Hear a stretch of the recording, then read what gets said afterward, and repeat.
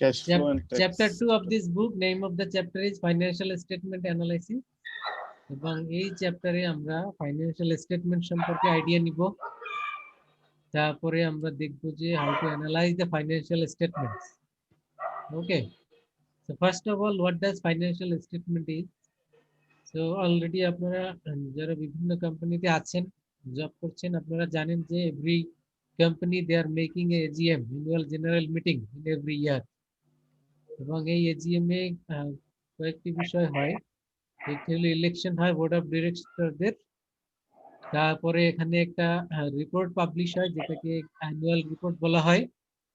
এই অ্যানুয়াল রিপোর্টের মধ্যে there are financial statement and some analysis are there. Annual রিপোর্টের মধ্যে একটি হলো চেয়ারম্যানস স্পিচ, এটা লিখিত থাকে। আর সেকেন্ড পার্টে থাকে all the financial statements and its analysis. And question হলো এই ফাইন্যান্সিয়াল স্টেটমেন্ট বলতে কি বুঝি? Financial statement basically includes 4 types of statement. চারটা স্টেটমেন্টকে আমরা একসাথে ফাইন্যান্সিয়াল স্টেটমেন্ট বলে থাকি। এর মধ্যে একটা হলো ইনকাম স্টেটমেন্ট, নাম্বার 2 হলো balance sheet, number 3 statement of owner security, number 4 cash flow statement. এটা মনে রাখতে হবে সবার। সবার মনে রাখতে হবে financial statements includes 4 types of statements. Number 1 income statement, number 2 balance sheet, number 3 statement of owner security, number 4 cash flow statement. শুনেছেন সবাই? জি স্যার। এই চারটি স্টেটমেন্ট ওই অ্যানুয়াল রিপোর্টের মধ্যে থাকে এবং এর উপরে কিছু অ্যানালাইসিসও সেখানে অ্যাভেলেবল থাকে। প্রশ্ন হলো এই স্টেটমেন্টগুলি দিয়ে আমরা কি বুঝি, সেটা প্রথমে আমরা দেখব বা জানব। So first of all, the income statement. Income statement is a statement that describes the financial performance of the firm for a particular time period. তার মানে একটি কোম্পানি তার পার্টিকুলার টাইম বলতে 1 বছর হতে পারে বা 6 মাস হতে পারে যখন সে অ্যাকাউন্ট ক্লোজ করে। তবে আমরা যদি ধরে নেই 1 বছরে সে একবার অ্যাকাউন্ট ক্লোজ করে, তাহলে এই 1 বছরে, বিগত 1 বছরে তার যে অপারেশন, বিজনেস অপারেশনস, এই অপারেশনস এর মাধ্যমে তার কি পরিমাণ রেভিনিউ হলো এবং এটা করতে গিয়ে কি পরিমাণ এক্সপেন্ডিচার ছিল, সেই টোটাল স্টেটমেন্ট এই ইনকাম স্টেটমেন্টের মধ্যে থাকে। তার মানে ফর এক্সাম্পল আমরা যদি একটা ম্যানুফ্যাকচারিং ফার্মের কথা বলি, তো ম্যানুফ্যাকচারিং ফার্ম কি করে? সে র মেটেরিয়ালস পারচেজ করে, সে প্রোডাকশন করে, সে সেল করে এবং সেখান থেকে সে এই প্রোডাক্টগুলি সেল করে তার কি হয়? রেভিনিউ হয়, যেটাকে সেলস টার্নওভার বলি আমরা। এই সেলস টার্নওভার থেকে আমরা কি করি? যেটা প্রোডাকশনের জন্য কস্ট অফ গুডস সোল্ড, মানে কি পরিমাণ খরচ হলো আমরা আমাদের, সেটা বাদ দেই। তারপরে অন্যান্য অ্যাডমিনিস্ট্রেটিভ এক্সপেন্স, সেগুলি বাদ দেই। তারপরে যেটি থাকে সেটা হলো গ্রস প্রফিট। এই গ্রস প্রফিট থেকে আবার আমরা কি করি? ইন্টারেস্ট বাদ দেই। তারপরে আবার আমরা ট্যাক্স বাদ দেই, গভর্নমেন্টকে যে ট্যাক্স দিতে হয়। এগুলি সব এক্সপেন্ডিচার গুলি বাদ দেওয়ার পরে যেটি থাকে সেটিকে বলা হয় নেট ইনকাম। এই নেট ইনকামটা কে পাবে? নেট ইনকামটা পাবে এই কোম্পানির যারা ওনার বা অন্য কোথায় শেয়ার হোল্ডার্স। এখন কোম্পানি কি করে? অ্যানুয়াল জেনারেল মিটিং এ এই পুরো নেট ইনকামটাকে শেয়ার হোল্ডারদের মধ্যে যদি পুরোটা দিয়ে দেয়, সেক্ষেত্রে তো সবাই পেয়ে যাবে। আর কোম্পানি নরমালি পুরোটা দেয় না, সার্টেন পার্সেন্টেজ দেয়, সেটাকে ডিভিডেন্ড হিসেবে ডিক্লেয়ার করে যে আমরা টোটাল প্রফিটের মনে করেন 40% কি করলাম? ডিভিডেন্ড হিসেবে দিয়ে দিলাম। কাদেরকে? শেয়ার হোল্ডারদেরকে, যারা এই কোম্পানির ওনার। আর বাকিটা কোম্পানি আবার রেখে দিল for further investment and further expansion of the business of the firm. তো এটি হলো রিটেইন আর্নিংস। তখন এই যে যাবতীয় বিষয়গুলি বললাম, এগুলি কোথায় পাওয়া যাবে? এগুলি ইনকাম স্টেটমেন্টে পাওয়া যাবে। আপনার সামনে বই থাকলে আপনি বের করে দেখেন, there is a sample of income statement. বই আছে কি সামনে? জি স্যার।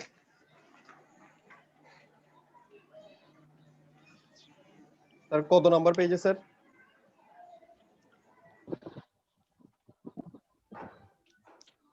আপনি কোথায় বের করেছেন?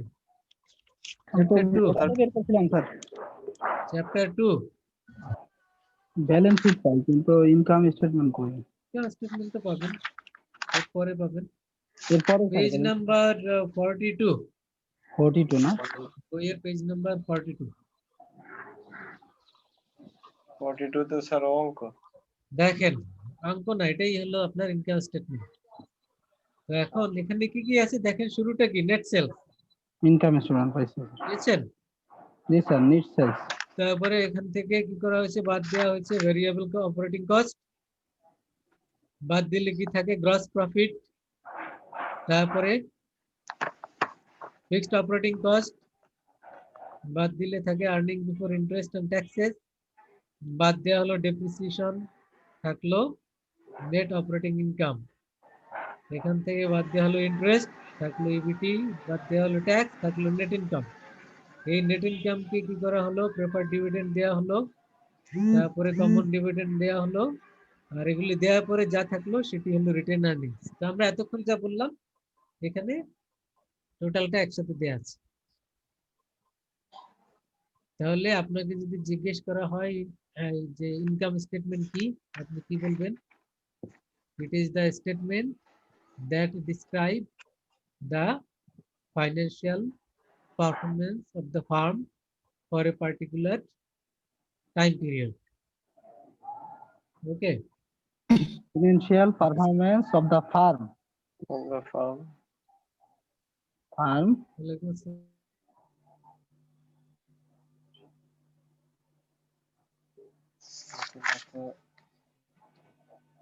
অঙ্কটা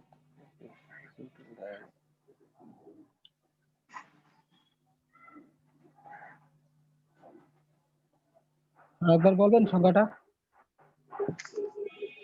স্যারের ফোন আসছে ভাই। ওকে, তাহলে ইনকাম স্টেটমেন্ট কাকে বলে ক্লিয়ার? আরেকবার বলেন স্যার একটু। Statement that describe the financial performance of Of the the firm. firm. Financial performance বলতে operational activities. Operational activities, revenue and expenditure all are included in the income statement. তার মানে how much revenue you generated and how much expenditure you incur. কি পরিমাণ revenue generate হয়েছে, কি পরিমাণ খরচ হয়েছে সেগুলো। এখন মনে করেন আপনি কোনো নতুন বিজনেস শুরু করবেন, নতুন বিজনেস শুরু করলে সেক্ষেত্রেও কিন্তু আপনার একটা ইনকাম স্টেটমেন্ট তৈরি করতে হবে এই হিসাব নিকেশ করার জন্য। তো ইনকাম স্টেটমেন্টের মধ্যে আপনি কোন বিষয়গুলি রাখবেন, যে আপনি সেল করে যা যা আর্ন করলেন সেগুলি রেভিনিউ, আর এটা করতে গিয়ে আপনার যাবতীয় যত খরচ সেগুলি ওয়ান বাই ওয়ান বাদ দিয়ে দিয়ে বটম লাইনটা কি, bottom line of the income statement is the net income. তার মানে নেট ইনকাম এটা হলো ইনকাম স্টেটমেন্টের একবারে শেষে, মানে সব কিছু খরচ বাদ দিয়ে আমাদের যা থাকলো সেটাই হলো নেট ইনকাম। ক্লিয়ার? সবাই বুঝছেন কি? জি স্যার। আচ্ছা, তাহলে এবারে আমরা দেখি ব্যালেন্স শিট। ব্যালেন্স শিট কি? It is an another statement, এটা আরেকটি statement that describe the statement that describe the financial position of the farm at a specific date. Financial position of the firm at a specific date. কোনো একটা সুনির্দিষ্ট তারিখে কোম্পানির financial position. আগে আমরা বলেছি কিন্তু পারফরমেন্স, খেয়াল করেন পারফরমেন্স বলতে কি বিজনেস অ্যাক্টিভিটিস, কি সেল করলাম কি পারচেস করলাম এগুলি, আর পজিশন বলতে আপনার অ্যাসেট লায়াবিলিটি কি অবস্থা আছে আপনার, মানে আপনার স্ট্যাটাস কি, কি অবস্থায় আপনার কোম্পানি আছে, তার মানে কি পরিমাণ অ্যাসেট আছে, কি পরিমাণ লায়াবিলিটি আছে এট এ স্পেসিফিক ডেট, কোনো একটি সুনির্দিষ্ট ডেট। এটা হতে পারে 31 ডিসেম্বর, হতে পারে 30 জুন। তার মানে আপনি যদি সেমি অ্যানুয়াল হিসাব মেনটেন করেন সেক্ষেত্রে 30 জুন আপনি অ্যাকাউন্ট ক্লোজ করবেন, এবং এই 30 জুনে আপনার কি পরিমাণ অ্যাসেট কি পরিমাণ লায়াবিলিটি রয়েছে আপনি সেটি শো করবেন। ওকে, এবং যারা মনে করেন ইন্ডিভিজুয়ালের ক্ষেত্রে যারা ইনকাম ট্যাক্স রিটার্ন সাবমিট করেন তারাও জানেন যে ট্যাক্স রিটার্ন সাবমিট করলেও কিন্তু আপনার statement of asset liability and expense এগুলি শো করতে হয়। তার মানে সারা বছরে কি পরিমাণ আপনার ব্যয় হলো সেটি শো করতে হয়, আপনার কি পরিমাণ অ্যাসেট আছে, কি পরিমাণ লায়াবিলিটি আছে সেগুলি শো করতে হয়। তো তেমনি ভাবে ইন কেস অফ কোম্পানির ক্ষেত্রেও তার কি পরিমাণ অ্যাসেট, কি পরিমাণ লায়াবিলিটি একটা স্পেসিফিক ডেট রয়েছে সেটি আমরা এই স্টেটমেন্টের মাধ্যমে জানতে পারি। তাহলে ব্যালেন্স শিট হলো এমন একটি স্টেটমেন্ট যার মাধ্যমে আমরা কোম্পানির ফাইন্যান্সিয়াল পজিশন জানতে পারি, এবং কখন জানতে পারি, একটা স্পেসিফিক ডেট, একটা স্পেসিফিক ডেট মানে এই ডেটে কোম্পানির অবস্থা কি, যে ডেটটা দেয়া থাকে এটা ইন্ডিকেট করে যে এই ডেটে কোম্পানির অবস্থা এই, এর আগে পরে হয়তো ভিন্ন হতে পারে কিন্তু ওই ডেটে অবস্থা এই। Is it clear? তাহলে এটা হলো আমাদের ব্যালেন্স শিট। তাহলে ব্যালেন্স শিটের মধ্যে কি কি থাকে আপনারা স্যাম্পল দেখেছেন, এটা পেজ নাম্বার 37 এ আছে স্যাম্পল। এখানে দেখেন অ্যাসেট রয়েছে, অ্যাসেট হলো ফার্স্ট পার্ট, সেকেন্ড পার্টে আছে কি লায়াবিলিটি আর ইকুইটি, এবং এখানে টোটাল অ্যাসেট যা আছে লায়াবিলিটি এবং ইকুইটি সেম হবে। সেম কেন হবে? কারণ যে পরিমাণ লায়াবিলিটি রয়েছে সেই পরিমাণ আমরা ফাইন্যান্স করেছি, এবং যেটা ফাইন্যান্সিং সেই টাকাটাই তো আবার বিভিন্ন অ্যাসেটে আমরা ইনভেস্ট করেছি। আমি যদি সহজ করে বলি যে আপনি একটা 10 লাখ টাকা দিয়ে একটা বিজনেস শুরু করলেন, 10 লাখ টাকা কোথায় পেয়েছেন? মনে করেন নিজের ফান্ড ছিল 2 লাখ, ফ্রেন্ডের কাছ থেকে নিয়েছেন 5 লাখ, কত হলো 7 লাখ, আর ব্যাংক থেকে লোন নিয়েছেন 3 লাখ, টোটাল 10 লাখ। এই হলো 10 লাখ টাকা দিয়ে বিজনেস শুরু করেছেন। তাহলে আপনার লায়াবিলিটি এবং ইকুইটি কি? ইকুইটি বলতে আপনার নিজের যেটা আছে 2 লাখ, ওকে, আর বাকিটা হলো আপনার লায়াবিলিটি, কারণ কি ওগুলি ব্যাংক লোন বা ফ্রেন্ডস লোন। তাহলে আপনার এই 2 লাখ টাকা নিজস্ব ফান্ড, এটা হলো ইকুইটি, আর বাকি 8 লাখ হলো লায়াবিলিটি। তাহলে টোটালটা মিলে হলো লায়াবিলিটি আর equity 10 lakh. Is it clear? এখন এই 10 লাখ টাকা দিয়ে আপনি বিজনেস শুরু করলেন, তাহলে কি এই 10 লাখ টাকাই তো আপনি খরচ করেছেন। কোথায় খরচ করেছেন? কিছু অ্যাসেট কিনেছেন, কিছু র মেটেরিয়ালস কিনেছেন, তারপরে ফার্নিচার কিনেছেন, দোকান ভাড়া নিয়েছেন, দোকানের ফার্নিচার ফিক্স করেছেন। তো এই যাবতীয় খরচ, এই টাকাগুলি কই পেয়েছেন? ওই 10 লাখ টাকা থেকেই তো করেছেন। তাহলে এই 10 লাখ টাকা যে বিভিন্ন খাতে আপনি ইনভেস্ট করলেন, তাহলে এই 10 লাখ টাকা আর এই অ্যাসেটের পরিমাণ 10 লাখই হবে, কারণ কম বেশি হওয়ার সুযোগ নেই, কারণ যেটা দিয়ে বিজনেস শুরু করছেন সেটাই তো আপনার অ্যাসেট হিসেবে থাকবে। You got the point? এই কারণে অ্যাসেট এবং লায়াবিলিটি আর equity is always equal. Equal যদি না হয়, প্রশ্ন হবে যে এই 10 লাখ টাকা আপনি কোথায় খরচ করেছেন, কারণ খরচ করলে তো আপনার এটা হিসাবের মধ্যে থাকবে। আর যদি হিসাব গরমিল হয়, লায়াবিলিটি কম বেশি হয় অ্যাসেটের চেয়ে, তার মানে এখানে কি চুরি হয়েছে, অথবা হারিয়ে গেছে, কিছু একটা হয়েছে আর কি, এখানে সামথিং রং ইজ দেয়ার। এই কারণে অ্যাসেট এবং লায়াবিলিটি আর ইকুইটি ইজ অলওয়েজ ইকুয়াল। এই কারণে আপনারা যেখানে অ্যাকাউন্টিং পড়েছেন জানেন accounting equation equal to A equal to L plus E. এটা হলো অ্যাকাউন্টিং ইকুয়েশন, মনে রাখবেন সবাই। অ্যাকাউন্টিং ইকুয়েশন, অ্যাকাউন্টিং পড়েন না পড়েন, ফাইন্যান্স পড়লেও এটা লাগবে, আপনার জেনে রাখেন এ ইকুয়াল টু এল প্লাস ই। এ বলতে অ্যাসেট এবং এল বলতে লায়াবিলিটি, ই বলতে ইকুইটি। অ্যাসেটের পরিমাণ সমান হবে কিসের সমান? লায়াবিলিটি এবং ইকুইটির সমান। এখন একজন বলেন কেন সমান হবে? কেউ একজন বলেন। ডেবিট ক্রেডিট সমান। জি, ডেবিট ক্রেডিট তো আমরা আলাপ করি না, এটা সবাই জানবেন না। আমি যেমনি সহজ করে আমি বলবো স্যার। জি বলেন। স্যার, যে টাকা আমি ব্যবসা ক্ষেত্রে জোগাড় করছি সেই টাকাটাই আমি যেখানে খরচ করব, এই দুটো অবশ্যই সমান হবে। সুতরাং asset equal to liabilities plus equity. Exactly, কারণ ওই যে আমরা এক্সাম্পলটা দিলাম 10 লাখ টাকা আপনি কালেক্ট করেছেন বিভিন্ন সোর্স থেকে, নিজস্ব ফান্ড এবং অন্যান্য সোর্স থেকে। এখন এই 10 লাখ টাকা আপনি বিজনেস শুরু করবেন মানেটা কি? ধরে নিলাম আপনি একটা শোরুম করবেন, তার মানে কি আপনার এখানে ফার্নিচার ফিক্স আপ করতে হয়েছে, এখানে কিছু খরচ হয়েছে, তারপরে আপনি বিভিন্ন অ্যাসেট কিনবেন, সেগুলির জন্য খরচ হয়েছে। আপনি যদি কোনো গুডস কিনেন, যদি এটা আপনার মনে করেন মুদির দোকান, তাহলে কি আপনি গুডস কিনবেন, তাহলে সেখানে খরচ করেছেন। তার মানে এই টোটাল এই 10 লাখ টাকার পুরো খরচটাই তো আপনার এই দোকানের মধ্যে আছে। তাহলে অ্যাসেট হলো এই পুরো দোকানে যা যা আছে এটা অ্যাসেট, তাহলে এটা equal to liability and equity হবে। তার মানে আপনি যেখান থেকে টাকা কালেক্ট করেছেন দুইটা সমান হতে হবে। আর সমান না হলে তো আপনি কি করেছেন, আপনি চুরি করছি স্যার। দোকান থেকে টাকা নিজের পকেটে নিয়ে নিছেন, যেটা আপনি কাউন্ট করেননি। এরকম আছে কিন্তু অনেকে অ্যাকাউন্টিং বুঝে না, ওরা কি করে দোকান দেয়, দোকান দিয়ে নিজে ওখান থেকে খরচ করতে থাকে। 1 মিনিট।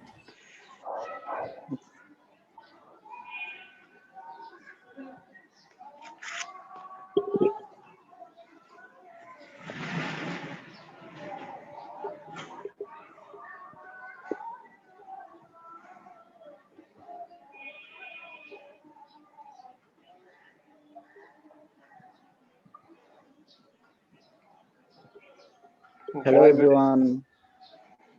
জুনাইদ ভাই, হ্যাঁ শরীফ ভাই, বাপ চাইতে বসছি ভাই। ওকে, তাহলে ব্যালেন্স শিট ক্লিয়ার? জি স্যার। না বুঝলে বলেন, কোশ্চেন থাকলে বলেন। ব্যালেন্স শিটের ওই যে অঙ্কটা বুঝাবেন না স্যার? ব্যালেন্স শিটের, জি ওই যে এটা কি ব্যালেন্স আগে শিটে এখানে এটা কি কি আইটেম থাকে তার একটি স্যাম্পল দেয়া আছে। এটা ওই সেন্সে ম্যাথ না, মানে ব্যালেন্স শিটে কি কি থাকে এই জন্য বিভিন্ন ফিগার গুলি এখানে দেয়া আছে। ফিগার গুলো অ্যাসেটের কি মধ্যে, এখানে রেফার করে অ্যাসেটের দিছে? মধ্যে, অ্যাসেটের মধ্যে শুধু আপনার খেয়াল করেন যে অ্যাসেটের মধ্যে দুই রকমের অ্যাসেট থাকে। কি কি? একটা হলো কারেন্ট অ্যাসেট আর একটা হলো ফিক্সড অ্যাসেট। কারেন্ট অ্যাসেট বলতে যার ম্যাচুরিটি ম্যাক্সিমাম 1 ইয়ার, এটা মনে রাখবেন, যেসব অ্যাসেটের ম্যাচুরিটি ম্যাক্সিমাম 1 ইয়ার, 3 মাস 6 মাস বা সর্বোচ্চ 1 বছর, সেই অ্যাসেট গুলিকে বলা হয় কারেন্ট অ্যাসেট। Current asset. আর যেগুলির মেয়াদ 1 বছরের চেয়ে বেশি সেগুলি হলো ফিক্সড অ্যাসেট। ওকে, স্যার 1 বছর কম যেগুলা মনে করেন আমরা যে ওগুলা এক্সাম্পলটা কারেন্ট দিলাম, অ্যাসেট। আমরা একটা এক্সাম্পল দিলাম না, আপনি মুদির দোকান দিলেন, তো এখানে আপনার চাল ডালও তো আছে এখানে, এগুলি তো আজকে আছে কালকে আবার সেল করে দিবেন, তাই না? জি স্যার। যেমন এগুলি তো 1 বছরের বেশি থাকবে না, এগুলি হলো কারেন্ট অ্যাসেট, ইনভেন্টরি। আর মনে করেন আপনি ফার্নিচারটা ফিক্স করেছেন, এগুলি তো বছরের পর বছর থাকবে, জি স্যার। তাহলে ওইটা হলো ফিক্সড অ্যাসেট।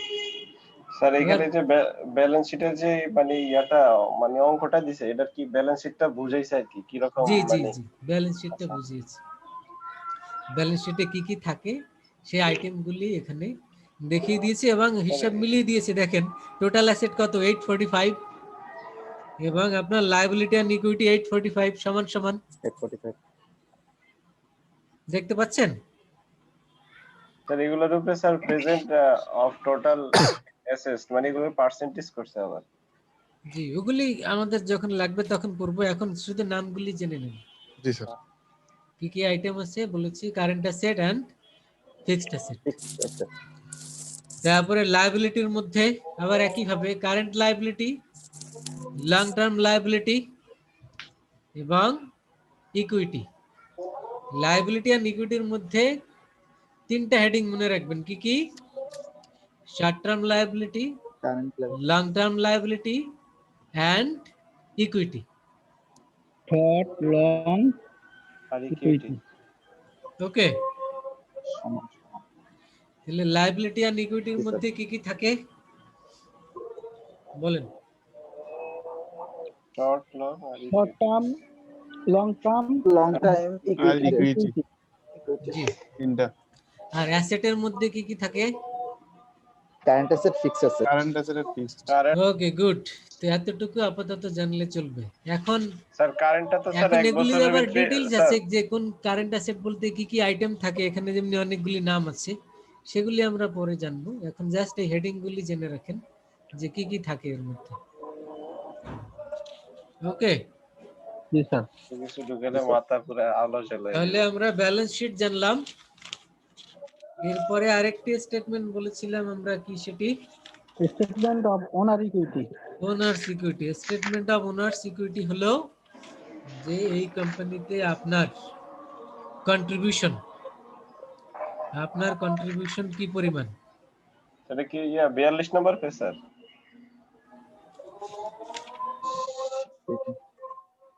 স্যার এটা কি শেয়ার হয়? 42 তে ইনকাম স্টেটমেন্ট, ওটা না। 42 তে income sir honour equity sir honour Owners equity equity. শেয়ারও হবে? Owners equity statement. কত তার নম্বরটা মানে এই কোম্পানির কি পরিমাণ শেয়ার রয়েছে, কি পরিমাণ শেয়ার রয়েছে। আগে যে এক্সাম্পলটি দিয়েছিলাম সেখানে আমরা বলেছিলাম আপনার ফান্ড কত, 2 লাখ। তাহলে স্টেটমেন্ট অফ ওনার্স ইকুইটিতে থাকবে 2 লাখ, যে আপনার নিজস্ব কন্ট্রিবিউশন কত, 2 লাখ। এটা হলো 2 lakh. Statement of owners equity. আর এটা তো ইন্ডিভিজুয়াল সোল প্রোপ্রাইটারশিপের ক্ষেত্রে। আর যখন এটা বড় কোম্পানি হবে তখন এই কোম্পানির টোটাল শেয়ার কত সেটি আসবে কোথায়, সেটি আসবে স্টেটমেন্ট অফ ওনার্স ইকুইটির মধ্যে। অনার্স এখন এখন শেয়ার আবার কত ধরনের হতে পারে, কমন শেয়ার হতে পারে, প্রেফার্ড শেয়ার হতে পারে। তো সেইগুলিকে আলাদা আলাদা হবে কি পরিমাণ আছে সেটি এই ওনার্স ইকুইটি স্টেটমেন্টের মধ্যে পাওয়া যাবে। এবং সাথে সাথে খেয়াল করতে হবে ওনার্স ইকুইটি স্টেটমেন্টে আরো একটি পার্ট আছে, সেটি হলো যে আপনি ইনকাম স্টেটমেন্ট যখন তৈরি করলেন, ইনকাম স্টেটমেন্টের বটম লাইন কি ছিল, নেট ইনকাম। এবং নেট ইনকামটা কি করেছেন, শেয়ার হোল্ডারদেরকে কিছু দিয়ে দিয়েছেন আর বাকিটা রেখে দিয়েছেন। যেটা রেখে দিয়েছেন সেটি কোম্পানির ইকুইটি হিসেবেই থাকবে। তার মানে আপনি এটা ইকুইটি স্টেটমেন্টে ওই নেট ইনকামের একটি পার্ট গিয়ে অ্যাড হবে। ওকে, তাহলে ইকুইটি স্টেটমেন্টের মধ্যে কি থাকবে, common share, preferred share and written earnings. Common share, preference share, জি, and retained earnings. Return earnings.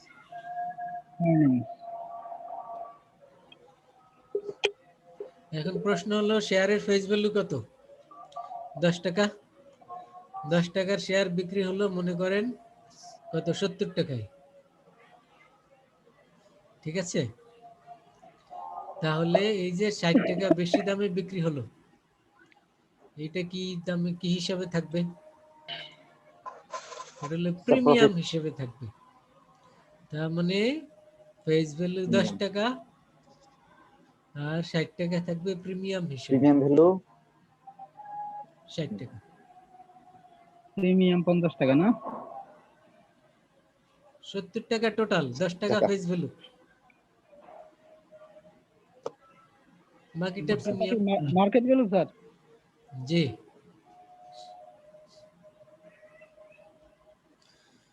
তাহলে স্টেটমেন্ট অফ ওনার্স ইকুইটিতে কি কি থাকবে, preferred share, common share and written earnings. Return earnings. Retained earnings বলতে কি বোঝায়, retained earnings is the portion of net profit, portion of net profit retained with the firm, portion of net profit, net profit এর একটি অংশ যেটি share হোল্ডারদেরকে দিয়ে দেওয়া হয় ওটিকে বলে ডিভিডেন্ড। তাহলে এ থেকে আপনি আরো একটি বিষয় জানলেন, ডিভিডেন্ড কাকে বলে, portion of net profit distributed among the shareholders। Okay, আর portion of net profit retained with the firm, এটি হলো রিটেন আর্নিংস। নেট প্রফিটের একটি অংশ শেয়ার হোল্ডারদেরকে দিয়ে দেওয়া হয়, এটিকে বলে ডিভিডেন্ড, আর একটি অংশ রেখে দেওয়া হয় সেটিকে বলে রিটেন আর্নিংস। এটা পোর্শন না, জি, একটি পার্ট, জি স্যার, পোর্শন। বুঝছেন সবাই? ডিভিডেন্ড। জি স্যার। তারপরে দেখবো আমরা cash flow statement. Cash flow স্টেটমেন্টে কি থাকবে, all the cash flows of the firm, all the cash flows include the cash inflow and cash outflow, cash inflow এবং cash outflow, এটা থাকবে স্টেটমেন্ট অফ ক্যাশ ফ্লোর মধ্যে। Cash flow স্টেটমেন্টের মধ্যে কি কি থাকবে, ক্যাশ ইনফ্লো, ইনফ্লো বলতে কি, ফার্মে যেসব ক্যাশ টাকা আসলো, ইন করেছে, আর আউটফ্লো বলতে যেগুলি বের হইছে, গোয়িং বের আউট, হয়ে গেছে। Going out, coming in and going out. মানে নগদ টাকা আর কি ইন হইছে আর আউট হইছে। জি। নগদ। এখন মনে করেন আপনি সেল করেছেন 1 লাখ টাকা, এটা যদি ক্যাশে সেল করেন তাহলে কি ইনফ্লো, ক্যাশে সেল না করলে কিন্তু ইনফ্লো হয়নি। এখানে খেয়াল করেন 1 লক্ষ টাকা সেল করেছেন, যদি বাকিতে সেল করেন, মনে করেন ওই ব্যক্তি 3 মাস পরে আপনাকে পেমেন্ট করবে, তাহলে ইনকাম স্টেটমেন্টে কিন্তু আপনি সেলস রেভিনিউ 1 লাখ টাকা এখনই লিখে ফেলবেন, যদিও বাকি, তারপরে আপনি লিখবেন সেলস 1 লাখ। কিন্তু ক্যাশ ফ্লো স্টেটমেন্টে কিন্তু আপনি 1 লাখ লিখতে পারবেন না। এর মধ্যে মনে করেন সে 10,000 টাকা আপনাকে ক্যাশ দিয়েছে, আপনি ওইখানে 10,000 টাকা ইনফ্লো লিখবেন।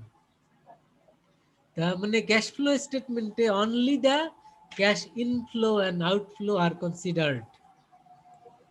এবং ক্যাশ ফ্লো, একটি কোম্পানিতে ক্যাশ ফ্লো জেনারেট হয় 3টি ওয়েতে, এটি মনে রাখবেন। একটি কোম্পানিতে ক্যাশ জেনারেট হয় 3টি সোর্স থেকে, 3টি ওয়েতে। সেগুলি কি কি? অপারেশনাল অ্যাক্টিভিটিস, তারপরে investment activities and financing activities.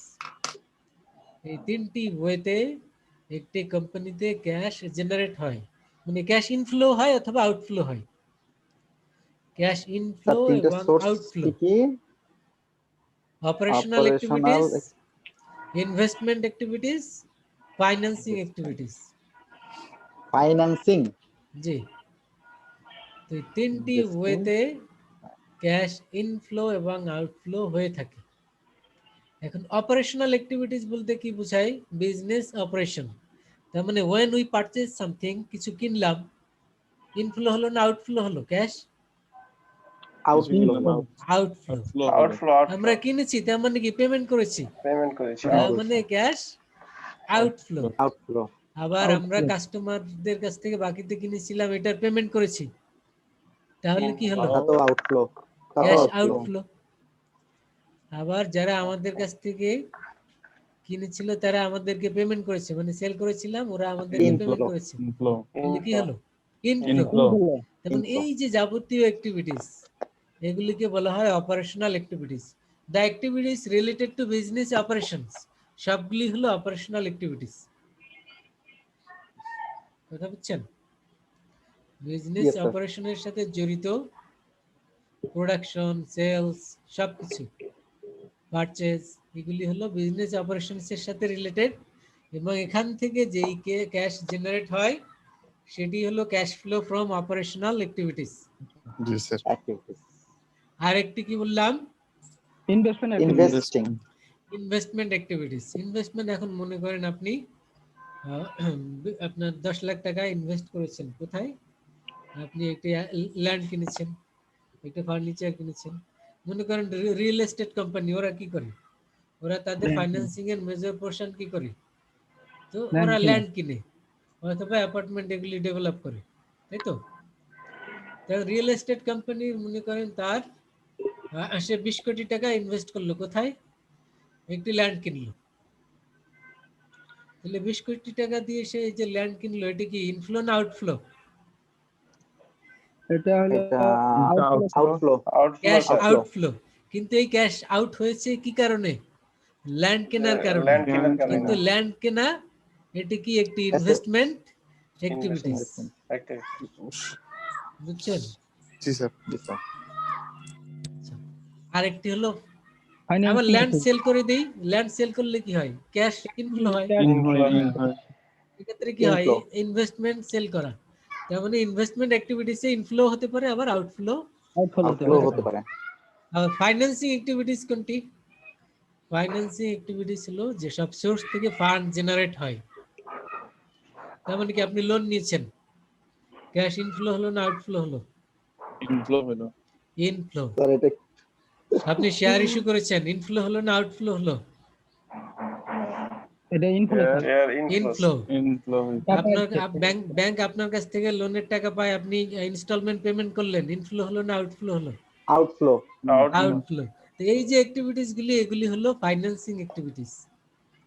তো এখানেও ইনফ্লো হতে পারে, আবার আউটফ্লো হতে পারে। হতে পারে। এই যাবতীয় অ্যাক্টিভিটিস গুলি যেই স্টেটমেন্টের মধ্যে থাকে সেই স্টেটমেন্টকে বলা হয় ক্যাশ ফ্লো স্টেটমেন্ট।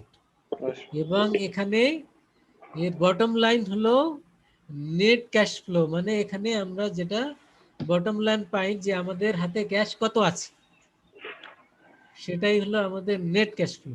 এই নেট ক্যাশ ফ্লোটাই আমরা জানতে পারি যে কোম্পানির হাতে এখন ক্যাশ ইন হ্যান্ড আর ইন ব্যাংক কত আছে, এই স্টেটমেন্টের মাধ্যমে সেটা জানতে পারি। Is it clear? জি স্যার। Yes, sir. জি স্যার। তাহলে এই চারটি স্টেটমেন্টকে একসাথে কি বলে? Financial financial Financial statement. Statement. Financial statement. Statement. বুঝছেন সবাই? জি স্যার। Yes, sir. জি স্যার। না বুঝলে বলেন। স্যার এটা তো নেটে ছেড়ে দিবেন স্যার, রেকর্ডটা স্যার হইতেছে না স্যার? নেটে নেটে দিব, ঠিক আছে, নেটে তো শুনবেন, কোশ্চেন তো আর করতে পারবেন না।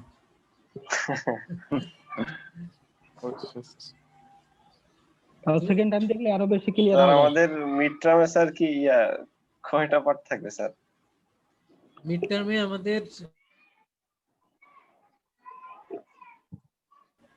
যেই চ্যাপ্টারগুলি আমরা শেষ করব সেই চ্যাপ্টারগুলি থেকে মিড টার্ম থাকবে। মিড টার্মের দুইটি পার্ট থাকবে, 30 মার্কসের মধ্যে 15 হবে ভাইভা আর 15 হবে অ্যাসাইনমেন্ট। তার মানে আমরা ওই যেই ডেটে মিড টার্ম হবে ওই ডেটে আপনারা আসবেন, 1 বাই 1 ভাইভা দিবেন। এখানে ধরে রাখেন 8-10 মিনিট করে। তার মানে আপনাদেরকে জিজ্ঞেস করবো যা যা পড়লাম আমরা, এইগুলি জিজ্ঞেস করবো। ব্যালেন্স শিট কাকে বলে বলেন, হোয়াট ইজ ইনকাম স্টেটমেন্ট, তারপরে হোয়াট ইজ ফাইন্যান্স। তো আমরা যা যা পড়লাম, যা যা শিখলাম এখানে, আপনি যদি ক্লাসে কিছু বুঝেন হাইলাইট সবকিছু, করে দিবেন না স্যার? আপনি কিছু যদি highlight ক্লাসে highlight। সবকিছু বুঝেন, আশা করা যায় আপনি 100% আনসার করতে পারবেন ইনশাআল্লাহ। ইনশাআল্লাহ। ইনশাআল্লাহ। এবং যে যে জিজ্ঞেস করলাম what is time value of money, তেমন সিলেবাসে যা যা আছে আমরা সেগুলোই জিজ্ঞেস করবো। এগুলি ঠিক মতো যদি স্যার আপনি ক্লাসে আনসার করতে পারেন, 8-10 মিনিটটা তার বেশি হয়ে যাচ্ছে না? ঠিক মতো আনসার করতে, এটা এক একজনের এক এক মানে মানে আমরা তো স্যার আশা করব আপনি সবই আনসার করতে পারেন। সবই আনসার করতে পারলে তো 2টা 5টা জিজ্ঞেস করলেই তো আপনার শেষ হয়ে গেল। আর আপনি কেউ যদি মানে দুর্ভাগ্যবশত 2টা জিজ্ঞেস করলাম পারে না, 3টা জিজ্ঞেস করলাম পারে না, তো তার জন্য তো সময় বেশিই লাগবে। জি স্যার। স্যার আমাদের স্যার মিড টার্মের আগে কি স্যার কিছু হাইলাইট করে দিন স্যার, কি কি রয়েছে স্যার একটু মানে। ইন্টার্নের জন্য আমরা যেগুলি পড়লাম সেই টপিকগুলি তো আপনারা জানেন, সেগুলোই আপনি ভালো করে প্রিপারেশন নেবেন। আর ভাইবার জন্য তো আপনাকে এমন কোশ্চেন করা হবে না যে 2 মিনিট ধরে আপনার বক্তব্য দিতে হবে। আপনি সিম্পল শর্টকাট মানে ডেফিনিশন টাইপের, মানে স্যার ওই এমসিকিউর মতোই। জি জি, এই ডেফিনিশন টাইপের এক কথায় আনসার। আপনাকে জিজ্ঞেস করলাম হোয়াট ইজ কম্পাউন্ডিং, এখন এটা নিয়ে তো আর আপনার 3-4 মিনিট বলার দরকার নাই, আপনি এক কথায় বলে দেন what is compounding, what is interest rate. তো এখন এগুলি তো আমরা এক লাইন করে আপনি ডেফিনেশন গুলি ভালো করে শিখবেন। What is present value, what is future value, এগুলি কি আপনি 3-4 মিনিট বলবেন? এক কথায় বলে না দিবেন। স্যার, এক কথা। জি স্যার। ওকে, জি স্যার স্যার। আপনার যে সিলেবাসের ভিতরে যেটা আছে আর কি মিড টার্মের যেই কয়টা পার্ট হবে বলেন তো। জি। আর যারা আগে 2-1টা ক্লাস মিস করেছেন, আজকে তো যেমনি ভাই নতুন আপনি অ্যাড হইছেন না? জি জি জি জি ভাই, আমি অ্যাড হইছি। স্যার আমি ওনারে অ্যাড করে দিছি স্যার। জি, তো থ্যাংক ইউ। আপনি যেটি করবেন ওই Welcome যে আগের ক্লাসের ভিডিওগুলি একটু দেখে নেবেন, তাহলে জি আপনার স্যার, অবশ্যই। তাহলে যেগুলি মিস করেছেন ওগুলিও আপনার ক্লিয়ার হয়ে যাবে। ইনশাআল্লাহ। এই আর অ্যাসাইনমেন্ট সেটি তো আমরা দিয়ে দিব, এবং ওই পরীক্ষা চলাকালীন সময়ে যে 1 সপ্তাহ থাকে ওর মধ্যেই আপনি এটা সাবমিট করবেন অ্যাসাইনমেন্ট। স্যার স্যার আমাদের মিডটার্ম পরীক্ষা কি স্যার মিডটার্ম আমাদের? পরীক্ষা ডিসেম্বরের 1 তারিখ থেকে শুরু। জি স্যার। ডিসেম্বরের 1 তারিখ আমাদের থেকে কি ভাইভা midterm শুরু। সিস্টেমে হবে নাকি স্যার ওই আজকে যেভাবে পরীক্ষা নিয়েছিলেন ওইভাবে? এটা তো বললামই, ভাইভা 15 মার্কস সেখান তো বলছিল ভাই। আর অ্যাসাইনমেন্ট 15 মার্কস। স্যার পরীক্ষাগুলো কি শুক্রবারে না এরকম মানে আদার্স ডেতে, ফ্রাইডে বাদে? সব ম্যাক্সিমাম শুক্রবার মনে হয়, 2টা শুক্রবার আর 2টা অন্যদিন পড়বে। জি, স্যার সব স্যার শুক্রবার কিভাবে না হবে জানা। পরীক্ষাগুলো স্যার? সবগুলো একদিনে হবে সব সাবজেক্টগুলো? না না সব না একদিন না, না, একদিনে 2টা রুটিন হবে। দেয়া থাকবে, 2 সপ্তাহে হবে, রুটিন দেয়া থাকবে। ও মানে এক সপ্তাহে 2টা আর পরের সপ্তাহে 2টা। জি, আচ্ছা আচ্ছা। স্যার সবগুলো শুক্রবারে না জানা স্যার। না এদের মিয়া কি কয়, চাপ নিতে পারবেন নাকি? স্যাটারডে হলে সেটা তো আপনার রাতে হবে, আপনি অফিস থেকে এসে অ্যাটেন্ড করতে পারবেন, ওইটা নিয়ে টেনশন নেই। জি স্যার, থ্যাংক ইউ স্যার। আমি এইটাই টেনশন করতেছিলাম। ওটা আমরা জানি অনলাইনে আপনারা জব শুক্র করেন, তো ওটা আপনারা অফিস থেকে বাসায় ফিরতে যতটা সময় লাগে তারপরেই অ্যাটেন্ড করবেন, ওইটা সমস্যা নেই। ইনশাআল্লাহ স্যার। বাসায় আর কয়টা বাজবে, 8টা 9টা বাজবে, তারপরে তো স্যার রুটিন তো দিয়ে দিবেন না কখন পরীক্ষা হবে না হবে? জি ইনশাল্লাহ রুটিন তো অবশ্যই থাকবে, রুটিন থাকবে, টাইম থাকবে, টাইমের একটা রেঞ্জ থাকবে, তো সেই অনুযায়ী আপনারা ওই টিচারের এসে অ্যাটেন্ড করে পরীক্ষা দিবেন। স্যার আজান দিতেছে, আমরা পরের ক্লাসে প্রস্তুতি নিই স্যার। আজকে থাক স্যার। আমরা শেষ করব তাহলে, কোনো প্রশ্ন থাকলে বলেন। আরেকটা কাজ করতে পারি, সেটি হলো ভাইবার একটা স্যাম্পল আপনাদেরকে দিতে পারি। জি জি আপনারা স্যার, দিয়ে দেন স্যার। স্যার আপনারা ওয়ার্ডে এটা লিখে পাইছেন। ওয়েবসাইটে দিলে হবে স্যার। গ্রুপে দিয়ে দেন স্যার, গ্রুপে দিয়ে দেন। ভাইবাগুলি তো ইয়া করি না, বাইরে পাবলিশ করি না, তো আমার কাছে রেকর্ডিং আছে, আমি একটা আপনাদেরকে দিব, ওইটা জাস্ট দেখার জন্য আর কি। জি স্যার, একটা video, sir YouTube video sir দিয়ে দিন। জি জি জাস্ট ইনশাল্লাহ, প্রিপারেশন স্যার। হ্যাঁ ইনশাল্লাহ দিয়ে দেবো। জি এই স্যার, থ্যাংক ইউ সাবজেক্টের স্যার। উপরে না স্যার? ওকে, আর কোনো প্রশ্ন বা কমেন্ট যদি থাকে বলেন, না হলে শেষ করবো আর কি। सर कैश फ्लो स्टेटमेंट है सर, एक टू फ्रॉड है सर, एक टू কোনটা? Sir cash flow statement sir. Cash flow statement. जी सर। স্যার আমার একটা কথা কি শুনবেন? আজানের শব্দ আসছে। স্যার আমার একটা কনসার্ন বলেন। ছিল স্যার। বলেন। স্যার ওই যে লগের যেটা স্যার ওই যে লাস্ট দিন যে অঙ্ক করাইছিলেন না স্যার, কি? ওইটার স্যার ওই যে আমি লাস্টের দিয়ে একটা অ্যাটেন্টিভ ছিলাম না স্যার, ওই যে 10 ইয়ার্সটা যে বাইর করছেন লগের এই সূত্রটা আমি 10 ইয়ার্সটা মিলাইতে পারতেছি না, ক্যালকুলেশন কি সমস্যা না বুঝতেছি না এটা কিভাবে আর কি। ওটা তো আর ভাইভাই জিজ্ঞেস করবো না, ওইটা তো ক্লাস না না টেস্ট স্যার হিসাব। অঙ্কটা বুঝি না আর কি, এজন্য লাস্টের দিক দিয়ে আমি কইছি। আচ্ছা, কেউ বুঝে নাই? আর কেউ বুঝে নাই? না আমি আদার্স কেউ জিজ্ঞাসা করি নাই। আচ্ছা আচ্ছা ঠিক আছে স্যার, আমি যদি ওদের কাছে সমাধান না পাই। করে বুঝে দিল ওটাই কত, এই লগের মান ওটা কত, 10 বছর আপনি ছিল ওটা না? ওটা আপনি কি বুঝেন নাই? ওটা কি ছিল? ওটা ওটা ঠিক আছে স্যার, ওটা ওটা পারা 400 যাবে স্যার equal ভাই, to আমি 200 সমস্যা নেই, এরকম আমি ছিল আপনাকে না? দিয়ে দেব। আচ্ছা স্যার তাহলে আমি জুনাইদ ভাই থেকে আমি নিয়ে নিব সলিউশনটা স্যার, ঠিক আছে? আচ্ছা ঠিক আছে, সমস্যা নেই, ওটা আমার কাছে আছে ভাই। এরকমের ছিল না? হ্যাঁ হ্যাঁ স্যার, ওই যে log 2 divided by log 1.07, এই যে এরকম ছিল না? হ্যাঁ হ্যাঁ এরকম স্যার। হ্যাঁ স্যার। এটা রেটটা কত ছিল? 0.07 স্যার। আর n তো আমাদের বের করতে হবে। জি স্যার। এটা আমি বের করতে হবে। আচ্ছা, এটা সলভ করে নেন, সলভ করে নিলেই হয়ে যাবে। না স্যার বা সমস্যা নাই, যাদের করা আছে তাদের কাছ থেকে একটু হেল্প নিন। হ্যাঁ স্যার দেখে নাও। আচ্ছা ওকে, তাহলে আচ্ছা, আমরা স্যার। শেষ করছি, মনে হয় শব্দ শুনতেও সমস্যা হচ্ছে, আমরা আজানের Okay, শব্দ sir. আবার বৃষ্টির শব্দ। যাই হোক, বেস্ট জি, অফ লাক, স্যার। আল্লাহ সবাইকে Okay, ভালো sir. রাখুন, দোয়া থাকলো। আলহামদুলিল্লাহ দোয়া করবেন স্যার। স্যার ইনশাআল্লাহ। আসসালামু থ্যাংক ইউ আলাইকুম। স্যার, আসসালামু আলাইকুম। দোয়া করবেন স্যার। আসসালামু আলাইকুম। আসসালামু আলাইকুম স্যার।